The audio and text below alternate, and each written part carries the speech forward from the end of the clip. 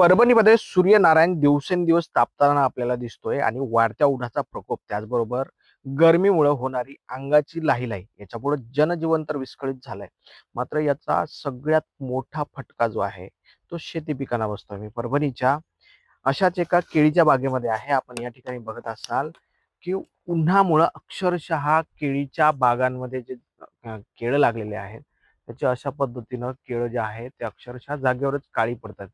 त्यामुळं मोठ्या प्रमाणामध्ये याचा फटका केळी उत्पादक शेतकऱ्यांना बसतोय. दुसरीकडे आपण बघताय की या केळीच्या बनामध्ये ही जी काही झाडं उभी आहेत त्याचे पूर्ण पानं जे आहे त्याच्यावरती आता उन्हाचा करपा पडल्याचं आपल्याला चित्र आपल्याला दिसतंय. दुसरीकडे केळीच्या जे काही खांब असतात त्या केळीच्या खांबामध्ये पाण्याचं प्रमाण जास्त असतं आणि त्यामुळं एखाद्या वेळेस या उन्हामुळे पाण्याचं प्रमाण कमी झाल्यामुळे अशा पद्धतीनं ही केळीची झाडं जी आहे ते उन्मळून पडताना आपल्याला दिसतात. जवळपास ही केळीची बाग जी आहे ते 2 ते 2.5 एकरमध्ये या शेतकऱ्याने लावली होती. त्यामध्ये मोठा खर्च शेतकऱ्याने केला होता. यावर्षी चांगलं उत्पादन मिळेल आणि यातून चांगला नफा मिळेल अशा आशेनं जे आहे ते या शेतकऱ्याने ही केळीची बाग उभं केली होती. मात्र आधी आखाती देशात सुरू असलेल्या युद्धाचा फटका आणि आता वाढत्या उन्हाचा प्रकोप यामुळे शेतकरी पूर्णपणे धास्तावलेला आहे.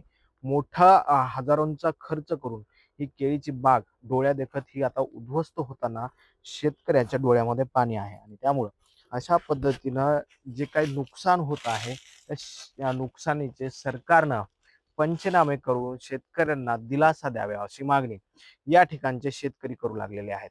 आता यावरती सरकार निर्णय घेतं का? उन्हाळलेल्या अवस्थेमुळे या शेतकऱ्यांच्या झालेल्या नुकसानीचे पंचनामे करून शेतकऱ्यांना दिलासा देतं का हे पाहणं महत्वाचं ठरणार आहे. कॅमेरा पर्सन सुदर्शन पाटील सह ज्ञानेश्वर उंडाळ, TV9 मराठी, परभणी.